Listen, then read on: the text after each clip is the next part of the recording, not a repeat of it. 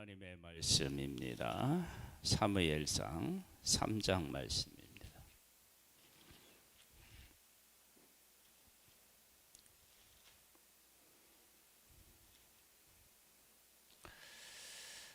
아, 1절 말씀을 보겠습니다. 이 사무엘이 엘리 앞에서 여호와를 섬길 때에는 여호와의 말씀이 희귀하여 이상이 흔히 보이지 않았더라.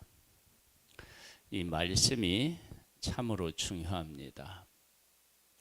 희귀하다라고 하는 것은 하나님이 말씀하셔야 할 때에 말씀하시지 않았다라고 하는 의미가 담겨 있지요. 하나님은 이 세상을 말씀으로 창조하셨습니다. 그러니까 하나님의 말씀이 희귀하다는 얘기는 문제가 얼마나 심각했는지를 알 수 있습니다. 왜? 인간은 하나님께로부터 왔는데 말씀으로 우리를 지으셨어요. 재료를 우리 이제 그 흙으로 해서 지으셨지만 하나님께서 말씀으로 세상을 있으라 이렇게 해서 만드셨는데 그 말씀이 사람에게 임하지 않는다? 그러면은 그게 이제 문제가 되죠. 가장 큰 문제라고 할 수 있습니다. 왜 그렇게 하나님의 말씀이 희귀하게 되었느냐? 죄가 하나님과 하나님의 백성을 가로막은 거죠. 하나님은 우리에게 말씀하시기를 원하시는 분이십니다. 우리와 동행하시기를 원하시는 분이십니다. 그러니까 우리가 하나님의 말씀이 깨우쳐지지 못하고 말씀이 생각나지 못하고 그리고 하나님이 함께 계시는 것을 알지 못하는 것이 우리의 삶에 있어서 가장 불행한 일이고 가장 안타까운 일입니다. 보겠습니다. 엘리의 눈이 점점 어두워가서 잘 보지 못하는 그때에 그가 자기 처소에 누웠고 하나님의 등불은 아직 꺼지지 아니하였으며 사무엘은 하나님의 궤 있는 여호와의 전 앞에 누웠더니 여호와께서 사무엘을 부르시는지라 그가 대답하되 내가 여기 있나이다 하고 하나님이 부르셔요. 하나님이 부르시는 것은 위에 말씀이 희귀하다 그래서 부르시는 것도 말씀에 해당이 될까요? 네. 하나님께서 사무엘을 부르시는 거예요. 그것도 한 번만 부르시는 것이 아니라 그가 알아들을 때까지 부르십니다. 왜 하나님은 회개하여 말씀을 안 하시다가 사무엘이 태어나고 자라는데 그 어린 아이에게도 알아들을 때까지 나타나셨을까요? 이것은 하나님께서 하나님의 백성들에게 이 어린 아이에게도 내가 부르고 나타나는데 너희들의 마음이 내게서 얼마나 멀어졌고 그리고 죄악이 얼마나 가득 차 있으면 내가 말할 수 없었겠느냐. 즉 말을 해도 듣지를 않는 것입니다. 그러니까 하나님이 말씀하셔도 안 들으니까 하나님이 말씀하실 필요가 없죠. 그러니까 하나님의 백성들이 살아가는데 하나님의 말씀이 이제 들리지 않는 것입니다. 그러다가 하나님께서는 하나님이 그 백성에게 말씀하시고 싶으셔서 즉 그들을 만나고 그들하고 교제하고 그들을 이끌시기 위하여서 사무엘을 태어나게 하시고 그에게 말씀하시는 것입니다.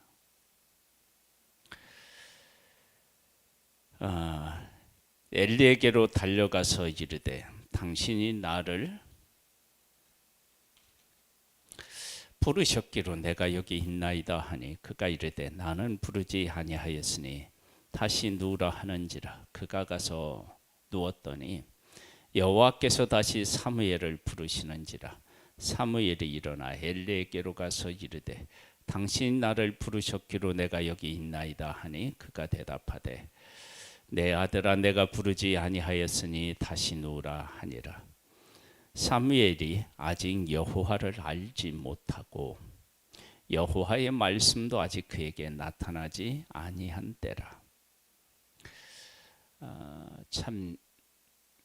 하나님을 알지도 못하고 말씀도 듣지 않았는데 그 어린아이에게 나타났습니다. 그러니까 이것을 보면 하나님께서 하루라도 빨리 그 백성하고 교제하고 싶으셨던 그 모습을 알 수 있어요. 물론 사무엘이 이때 들은 말씀은 엘리 가문의 그 멸망에 대한 이야기를 듣기는 해요. 한번 볼게요. 여호와께서 세 번째 사무엘을 부르시는지라. 그가 일어나 엘리에게로 가서 이르되 당신이 나를 부르셨기로 내가 여기 있나이다 하니 엘리가 여호와께서 이 아이를 부르신 줄을 깨닫고 엘리가 사무엘에게 이르되 가서 누웠다가 그가 너를 부르시거든 네가 말하기를 여호와여 말씀하옵소서 주의 종이 듣겠나이다 하라 하니 이에 사무엘이 가서 자기 처소에 누우니라. 여호와께서 임하여 서서 전과 같이 사무엘아 사무엘아 부르시는지라. 사무엘이 이르되 말씀하옵소서 주의 종이 듣겠나이다 하니 여호와께서 사무엘에게 이르시되 보라 내가 이스라엘 중에 한 일을 행하리니 그것을 듣는 자마다 두기가 울리리라. 내가 엘리 집에 대하여 말한 것을 처음부터 끝까지 그날에 그에게 다 이루리라. 내가 그의 집을 영원토록 심판하겠다고 그에게 말한 것은 이미 말했다는 거죠. 그가 하는 죄악 때문이라. 이는 그가 자기의 아들들이 저주를 자청하되 금하지 아니하였음이니라. 그러므로 내가 엘리의 집에 대하여 맹세하기를 엘리 집의 죄악은 제물로나 예물로나 영원히 속함을 받지 못하리라 하였노라 하셨더라.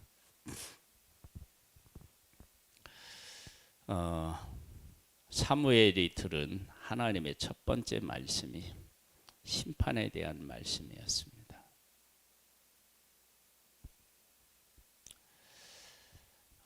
사무엘이 이렇게 자라면서 어떤 일이 그에게 있었느냐 그러면은요, 그가 말한 것은 땅에 떨어지지 않고 어떻게 되냐면 이루어집니다.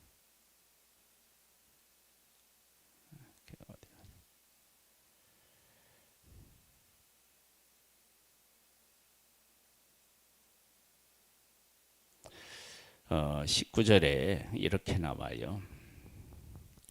사무엘이 자라매 여호와께서 그와 함께 계셔서 그의 말이 하나도 땅에 떨어지지 않게 하시니 단에서부터 부엘세바까지 온 이스라엘이 사무엘은 여호와의 선지자로 세우심을 입은 줄을 알았더라. 여호와께서 실로에서 다시 나타나시되 여호와께서 실로에서 여호와의 말씀으로 사무엘에게 자기를 나타내시니라.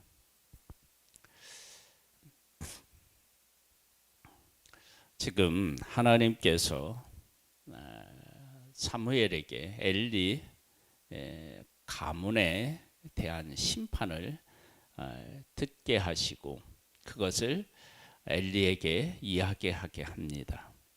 이제 보겠습니다. 15절입니다. 사무엘이 아침까지 누웠다가 여호와의 집의 문을 열었으나 그 이상을 엘리에게 알게 하기를 두려워하더니 엘리가 사무엘을 불러 이르되 내 아들 사무엘아 하니 그가 대답하되 내가 여기 있나이다 하니 그가 이르되 네게 무엇을 말씀하셨느냐 청하노니 내게 숨기지 말라. 네게 말씀하신 모든 것을 하나라도 숨기면 하나님이 네게 벌을 내리시고 또 내리시기를 원하노라 하는지라. 사무엘이 그것을 그에게 자세히 말하고 조금도 숨기지 아니하니 그가 이르되 이는 여호와이시니 선하신 대로 하실 것이니라 하니라. 왜 이런 대답을 할 수 있었을까? 엘리 제사장이 그것은 2장 27절로부터 보면 하나님께서 엘리 제사장에게 이미 말씀을 하셨습니다. 더 자세하게 이야기를 하셨어요. 그리고 지금 사무엘을 통하여서 두 번째 말씀하시는 거예요. 하나님께서 두 번 말씀하시는 것은 뭐예요? 보통 성경에서는 그것이 반드시 이루어질 때 두 번 이야기하십니다. 그러니까 지금 엘리 제사장에게 하나님이 하시는 가장 중요한 것은 하나님이 말씀하셨는데 듣지 않았고 하나님보다 더 사랑하는 것이 있었음을 우리는 알 수 있습니다. 이 일은 사무엘에게 있어서 그 인생에 있어서 대단히 중요한 경험이었겠죠. 처음으로 하나님의 말씀, 부르심을 받고 하나님의 부르심을 받고 그리고 하나님께서 말씀하시는 것을 듣고 그 말씀하신 것을 듣고 그대로 이야기했는데 그대로 이루어졌어요.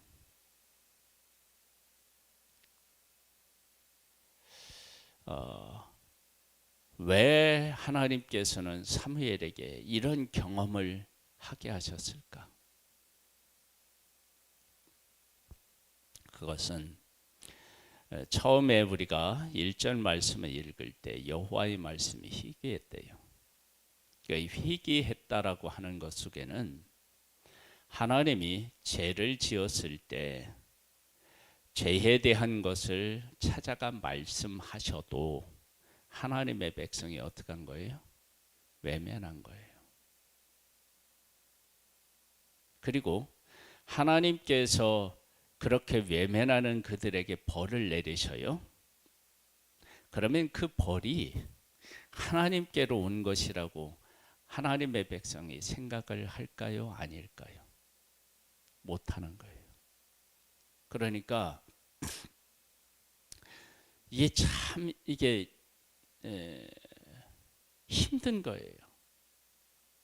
그러니까 하나님이 말씀하셔도 말씀하시는 것을 안 듣고 그리고 하나님이 일을 하셔도 하나님이 일하신 거라고 사람들이 인정하지 않는 거예요. 그런데 사무엘을 찾아가서 하나님이 말씀하시니까 이 말씀하신 것을 사무엘이 들어요. 그리고 들은 말씀을 그대로 이야기해요. 그리고 그 말씀이 성취가 되어요. 그러면 하나님의 백성들 가운데 어떤 일이 생기게 되느냐? 아, 하나님은 살아계시구나. 우리에게 말씀하시는구나. 하나님의 말씀대로 이루어지는구나. 그런데 왜 엘리 제사장의 심판부터 이야기했을까요?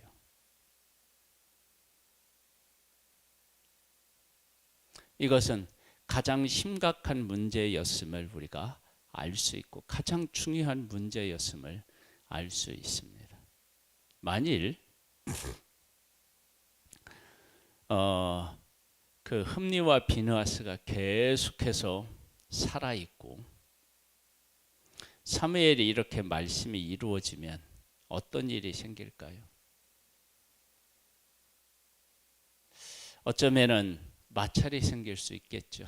그러니까 이들을 불러가신 이유 중에 가장 큰 이유가 하나님께서 하나님의 백성들에게 말씀하시는 것이 그대로 백성들에게 전달되어서 말씀하신 것들이 그대로 이루어지기를 소망하는 마음에서 이들을 데려가실 수 있다는 겁니다.